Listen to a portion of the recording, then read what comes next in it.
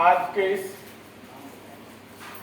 जो समारोह है कार्यक्रम भीमराव अंबेडकर युवा केंद्र बाजीपुर दरभंगा तथा सीएम कॉलेज दरभंगा के संयुक्त तत्वावधान में आयोजित विभिन्न क्षेत्रों से दूर दूर के गांव से आए हुए श्रोतागण, मंचस्थ अतिथिगण, उद्घाटक के रूप में इग्नू क्षेत्रीय केंद्र दरभंगा के वरीय क्षेत्रीय निदेशक डॉक्टर शंभू शरण सिंह सर, सहायक निदेशक डॉक्टर राजीव कुमार जी, मुख्य अतिथि श्री रवि के पटवा जी, विशिष्ट अतिथि मारवाड़ी महाविद्यालय के संस्कृत विभागाध्यक्ष डॉक्टर विकास सिंह, एनएसएस पदाधिकारी मिथिला विश्वविद्यालय डॉक्टर विनोद बैठा जी, विश्वविद्यालय के उप कुल सचिव प्रथम डॉक्टर कामेश्वर पासवान जी, स्वागत गान प्रस्तुत करने वाली आयुषी गुप्ता, तबला वादक सुनील जी, संजीव कुमार जी, बालकृष्ण विश्वविद्यालय के तकनीकी सहायक गणेश पासवान जी, पत्रकार पवन जी, उपेंद्र दास जी और मध्य विद्यालय बेला की कुमारी सुरेश्वरी जी, रवि चौधरी जी, अन्य उपस्थित गणमान्य व्यक्ति, सबसे पहले महाविद्यालय परिवार की ओर से, सीएम कॉलेज की ओर से आप सभी का बहुत बहुत स्वागत, अभिनंदन। प्रधानाचार्य महोदय किसी कार्य से बाहर जाना हुआ, इस कारण से मुझे सामान्य वक्ता से अध्यक्षीय संबोधन के लिए दायित्व ग्रहण करना पड़ा। बहुत ही बातें हुई है, कुछ की रूपरेखा मैं प्रस्तुत करूंगा, मैंने नोट किया है। सबसे पहले बहुत सारी गद्य भाषण हमने सुने हैं, थोड़ा सा मूड हल्का करने के लिए मैं एक चुटकुला सुनाना चाहता हूं। सबसे पहले अध्यक्षीय संबोधन करना अपने आप में बहुत कठिन भी है, बहुत हल्का भी है। मेरा मानना है अध्यक्ष को कुछ नहीं बोलना होता, जो वक्ता बोले उसी में से एक दो लाइन बोलते हुए चले गए तो अध्यक्षीय भाषण हो गया। और कठिन इस मामले में है कि सारी बातें सारे वक्ता बोल जाते हैं, कुछ बचता नहीं है उसके बाद क्या बोलो ना बोलो, इसलिए कठिन भी होता है। लेकिन एक बार अध्यक्षीय संबोधन मैंने पहले भी किया है, इसलिए कोई खास बात नहीं है, कर लूंगा। एक बार अध्यक्षीय संबोधन के लिए मुझे बुलाया गया था कहीं, और उस समय मोटरसाइकिल मोबाइल आदि नहीं हुआ करता था। रास्ते में आते हुए जिस रास्ते से गुजरा, लोगों ने रोका चौराहे पर, मत आगे जाइए, उधर एक खूंखार सांड है, उठा के पटकता है, लोगों को मारता है, सींग से घायल करता है। तो मैंने कहा कोई बात नहीं है, मुझे जाने दीजिए, मुझे नहीं मारेगा। आत्मविश्वास से कहा तो लोगों ने को आश्चर्य हुआ, ये क्यों बोल रहा है और इसी रास्ते से जा रहा है। तो मैंने कहा मेरे पास एक तरकीब है। मैंने आगे बढ़ा और देखा सचमुच सार बीच सड़क पर खड़ा था। मैं नजदीक गया, वो मारने के लिए दौड़ा। मैंने कहा ठीक है तुम मार लो, ये तो मुझे मंजूर है, लेकिन मुझे मारोगे, मैं घायल हो जाऊंगा तो मेरी जगह तुमको अध्यक्षता करने सीएम कॉलेज जाना होगा। इतना सुनते ही वो रफू चक्कर हो गया, वहां से भाग गया। तो ये अध्यक्षीय संबोधन का कठिन कार्य किस रूप में होता है, उसे मैंने व्यक्त किया अपने शब्दों में। अब हमारे विभिन्न वक्ताओं ने जो बात अपनी रखी है उसको मैं दोहराना नहीं चाहूंगा, लेकिन विजय बाबू के साथ सुबह से ही कार्यक्रम चल रहे हैं। सबसे पहले प्रभात फेरी हुई अंबेडकर जयंती की पूर्व संध्या पर। दूसरा कार्यक्रम हुआ सम्मान समारोह और पुरस्कार वितरण का कार्यक्रम। तीसरा महाविद्यालय में आते हुए एनएसएस का प्रोग्राम हुआ, अम्बेडकर के सपनों के भारत का। और ये तीसरा कार्यक्रम आज अभी चल रहा है। विजय बाबू बहुत आशान्वित हैं, बहुत उत्साही हैं और समाज के प्रति काफी समय दे करके सोचते विचारते हैं। और इन्होंने इनसे जब बात हुई मेरी तो यहाँ सीएम कॉलेज संयुक्त नाम मात्र का ही है, असल में कार्यक्रम इन्हीं का है। और मैंने इन्हें सजेशन दिया था, इस हॉल का 5,000 रुपये किराया है दिन का, इसलिए आप किसी न किसी विभाग को इसमें जोड़ दीजिए, आपका किराया माफ हो जाएगा। और इस तरह से कभी संस्कृत विभाग के थ्रू, कभी इग्नू के द्वारा, कभी सीएम कॉलेज के द्वारा यहाँ कार्यक्रम होते हैं। ऐसे सजेशन हम लोग देते हैं। और इनका जो मोहल्ला है बाजितपुर, वो सीएम कॉलेज के एनएसएस इकाई द्वारा और इग्नू अध्ययन केंद्र द्वारा गोद लिया हुआ है। इसलिए लगातार शंभू बाबू, राजीव सर, बैठा जी से भी हमने संपर्क किया है, संयोग से नहीं मिला है समय, और कामेश्वर जी, सबों को आज न कल आना है वहाँ विकास के लिए। और यह शुरुआत अम्बेडकर के सपनों के भारत का इसी तरह से हो सकता है। वास्तव में कुछ काम हो। आज 30 बच्चों को वहाँ प्रमाण पत्र, मेडल और मोमेंटो दिया गया है। साथ ही साथ 50 अन्य बच्चों को प्रमाण पत्र दिया गया है, जिसमें हम लोगों ने उन्हीं अनुसूचित जाति, पिछड़ा वर्ग, अल्पसंख्यक बाहुल्य बाजितपुर मोहल्ला में पिछले 9 तारीख को क्विज प्रतियोगिता, पेंटिंग प्रतियोगिता और रंगोली प्रतियोगिता हम लोगों ने कराया था। तो इस तरह से एक छोटे से मोहल्ला, जरूरी नहीं है कि हम पूरे भारतवर्ष को बदल दें। अम्बेडकर के सपनों का भारत बनाना है तो हमें शुरुआत अपने नजदीकी से, अपने घर से, अपने मोहल्ला समाज से करना होगा। बहुत अभी समय बदला है। पीछे का समय देखना, टीका टिप्पणी करना क्या होता था, उसमें करने से कुछ लाभ नहीं होने वाला। मैं जब विश्वविद्यालय में था, एनएसएस पदाधिकारी एक सज्जन बराबर आकर के बात को छेड़ देते थे, ये विश्वविद्यालय तो बावन का है, ब्राह्मण का है, हम लोग का कुछ नहीं होने वाला है यहाँ। मैं कई बार सुना, कुछ बोलता नहीं था। एक दिन मैं उन्हें पकड़ा, आप क्या कर रहे हैं? हम प्रोफेसर हैं। आप ईमानदारी से आप बताइए, आप अपने समाज के लिए, आप पड़ोस के लिए, आप रिलेटिव के लिए कोई एक बच्चे को आप बताइए जिससे आप इस लाइन से जुड़े होने के नाते पढ़ने में मदद की हो, उसको प्रेरित किया हो, उसको कहीं ऐसे जगह पर कुछ पैसा एडमिशन में कम हो रहा होगा तो लगा करके आपने किया। अगर ईमानदारी से कह दीजिए तो मैं मान लूंगा। जवाब नहीं था उनके पास, सिर्फ दूसरे को कोसने। मेरा मानना है कोई भी अनुसूचित जाति हो, पिछड़ी जाति हो, उसे उठाने के लिए कोई भगवान नहीं आने वाला है, कोई महापुरुष नहीं आने वाला है, बल्कि अपना ही कदम बढ़ाना होगा, अपना हाथ जगन्नाथ की तरह। अब समय वैसा नहीं है। जो परिस्थिति, जो स्थिति अम्बेडकर जी को झेलना पड़ा अपने जीवन में, और आज से 100 वर्ष पहले, 125 वर्ष पहले अम्बेडकर उस संघर्ष को जीत करके इतने महान हुए, इतने भाषाओं के विज्ञ हुए। राजीव सर ने कहा 3 विषय से पीएचडी थे, उसके जोड़ का कोई कानून भी तो नहीं था। तो फिर क्या आज हम नहीं कर सकते हैं? आज समाज में जितनी सुविधाएं हैं, आर्थिक स्थिति है, उसमें हम बहुत कुछ कर सकते हैं। कामेश्वर जी ने कहा एक को अगर आगे बढ़ाएं तो इस तरह से यह श्रृंखला बनेगी और इसका रिजल्ट निकट भविष्य में होगा और समाज का हर व्यक्ति पढ़ लिख जाएगा, हर व्यक्ति स्वावलंबी हो जाएगा। इसकी आज जरूरत है। स्वतः करने की जरूरत है, किसी को शिकायत करने की जरूरत नहीं है। मैं समझता हूँ, मुझे इस कॉलेज में 26 वर्ष हो गया है। 26 वर्ष से मैं यहाँ हूँ और मुझे इतना अपने में क्षमता विकसित किया हूँ।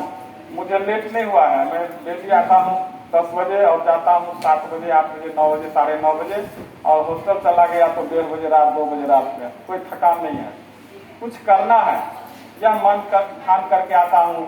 और जब बच्चे मिलते हैं, कहते हैं मैं फलाने जगह से हूँ, मेरा नाम फलाना पासवान है, फलाना साहू है, उसको कुछ नहीं करता हूँ। ऐसा नहीं है कि दूसरे बच्चे जो आते हैं झा मिश्रा टाइटल लिए हुए, उन्हें मैं मदद नहीं करता, ऐसा कोई छात्र नहीं कर सकता है। लेकिन जो पिछड़े हैं ज्यादा, जिनको बोलना नहीं आता है, बहुत बच्चे ऐसे आते हैं जिनके जिनको सामने खड़ा रहना नहीं आता, तो बॉडी लैंग्वेज नहीं कल्पना कर सकते हैं। ग्रेजुएट या पीजी के छात्र ऐसे हो सकते हैं, उससे सिखाता हूँ, कभी प्रेम से, कभी कड़ाई से, कभी रूम चैम्बर से बाहर निकाल करके खुद से पूछ करके प्रवेश करो।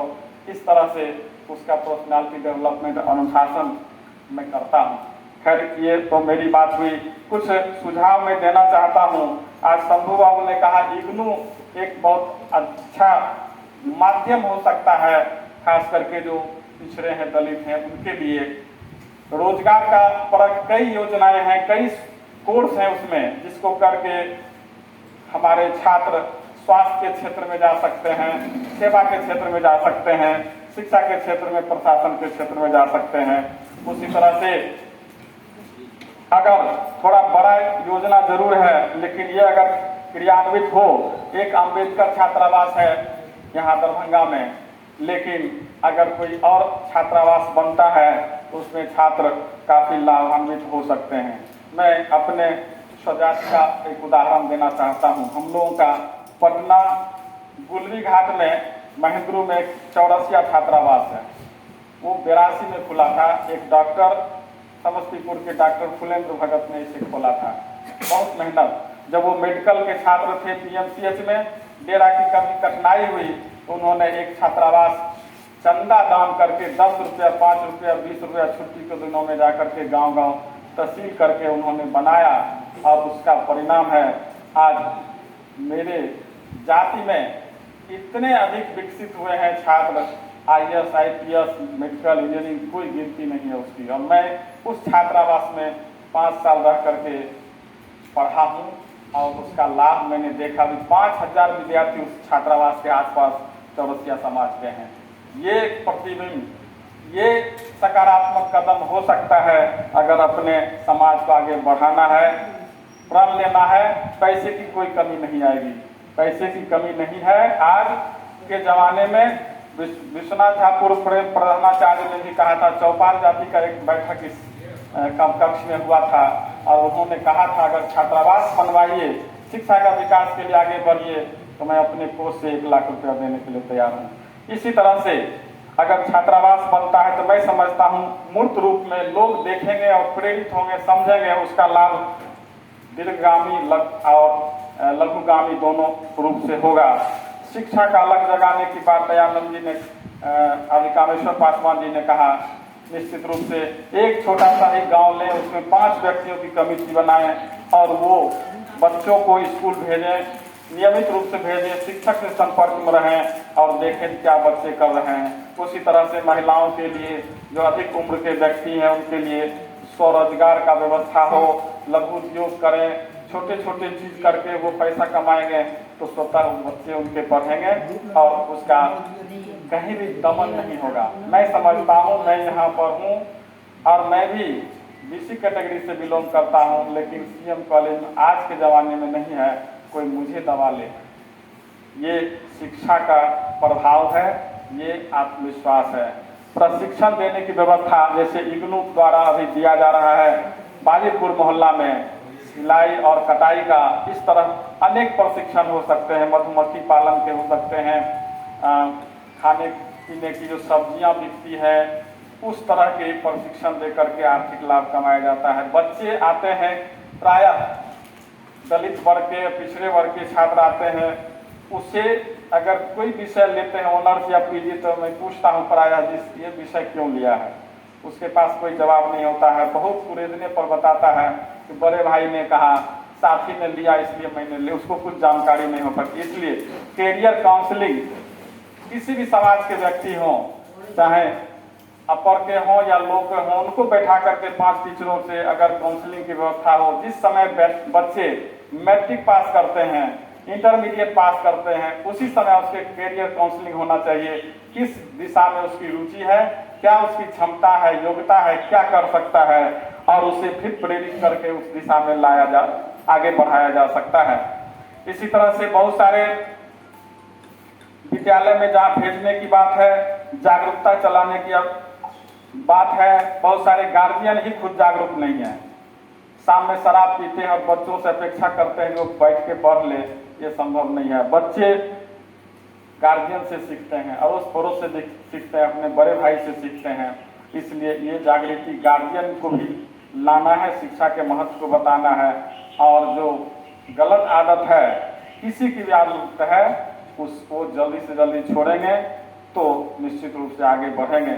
हमेशा सकारात्मक बनना है, निंदा शिकायत से दूर रहना है, उससे कुछ नहीं मिलने वाला है, और अपने लिए आगे बढ़ना है। आगे बढ़ने वाला हर व्यक्ति समाज को एक नई दिशा देगा, रास्ता बताएगा। इसी तरह से कुछ कोर्सेज हैं, जैसे बीएड है, नेट है, पीएचडी है, ये कर सकते हैं छात्र, कम पैसे में कर सकते हैं, जानकारी का अभाव है। कई छात्र हमारे यहाँ सफल हुए हैं। संस्कृत के इस बात का मैं आंकड़ा अगर दूं तो 38 बच्चे मेरे प्रयास से बीए पार्ट 1 में लिए हैं संस्कृत, और मैं दावे से कह सकता हूं कि जो भी बच्चे हैं इधर के, खास करके जो अनुसूचित जाति के, पिछड़े वर्ग के, वे सफल रहे हैं। चाहे केंद्रीय विद्यालय में हो, चाहे लेक्चरशिप में हो, स्कूल में हो, वो सफल हुए। संस्कृत लेकर के कोई बच्चे छूटे नहीं हैं। आगे प्रेरित करने की जरूरत है, जैसा कि अभी कामेश्वर जी ने कहा, आईएएस कोई बन गए हैं तो अम्बेडकर जी ने कहा था आप आते रहिए। अपने समाज में सफल व्यक्तियों को जाने की जरूरत है, उनसे प्रेरित होते हैं, मोटिवेट होते हैं, और इन सब के बीच कार्यकारिणी की समिति बने, छोटे स्तर पर एक गांव के लिए ही बने, और उसका संपर्क आगे अनेक लोगों से हो। जिस तरह का काम विजय बाबू ने आज किया है, एक जोड़ने का काम किया है, सूत्र का काम किया है, और बहुत सारे लोगों को यहाँ पर बुलाया है। एक अपनी छोटी सफलता के लिए प्रेरक कहानी कह करके अपनी बात को मैं समाप्त करूंगा। अम्बेडकर के बारे में हम कह सकते हैं, जब जब धरा विकल होती, मुसीबतों का समय आता, तब तब किसी न किसी रूप में कोई महामानव चलाता। ऐसे ही महामानव थे डॉक्टर भीमराव अम्बेडकर, जिन्होंने बहुत विपरीत परिस्थिति में ज्यादातर लोग टूट जाते हैं। विपरीत परिस्थिति में, मुसीबतों में ज्यादातर लोग टूट जाते हैं, लेकिन कुछ ऐसे बिरले भी होते हैं जो रिकॉर्ड तोड़ जाते हैं। ऐसे ही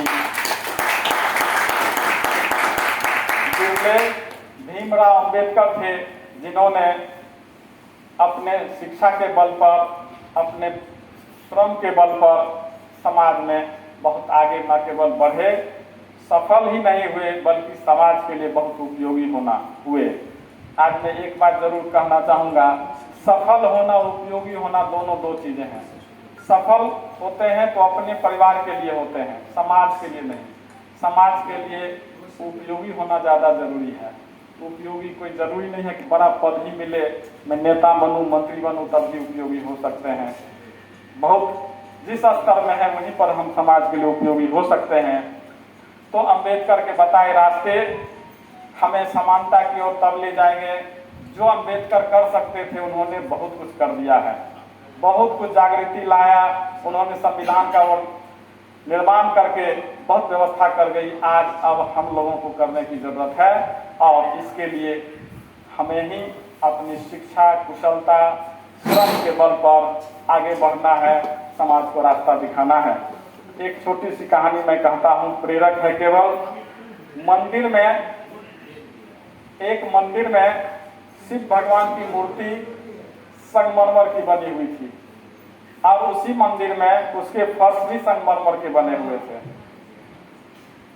एक रात संगमरमर का फर्श का संगमरमर शिव के संगमरमर से कहा, क्या बात है, तुम भी संगमरमर के हो, मैं भी संगमरमर का हूँ।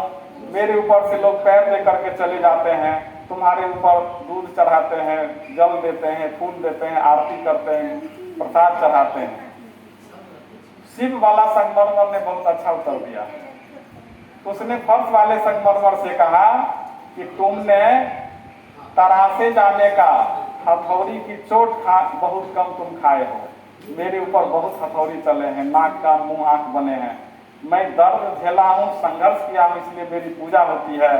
और तुम सामान्य रूप से रखे गए हो, तुमने दर्द नहीं झेला, इसलिए तुम्हारा सम्मान नहीं होता है। ये आज के लिए अम्बेडकर का सम्मान हम इसलिए करते हैं, उन्होंने बहुत दर्द झेला था। आज उसी जज्बे की जरूरत है, उसी समर्पण की जरूरत है जिस समर्पण से अम्बेडकर ने रास्ता दिखाया था समाज को। और उन्हें दलितों का मसीहा कहना उनके कद को छोटा करेगा, बल्कि वो सभी वर्गों के लिए कार्य किए थे। शिक्षा का लक्ष्य उन्होंने हर एक महिलाओं में चलाया था और समाज को वो पूरी तरह से विश्व बंधुत्व और समानता स्वतंत्रता के आधार पर देखना चाहते थे। यही करने की जरूरत है और इसके लिए शिक्षा, प्रशिक्षण, श्रम बहुत बड़ा साधन हो सकता है। इन्हीं बातों के साथ एक बार पुनः काफी समय हो गया है, सभी मंचस्थ अतिथियों, श्रोताओं का बहुत बहुत आभार, धन्यवाद। और प्रोग्राम की समाप्ति की घोषणा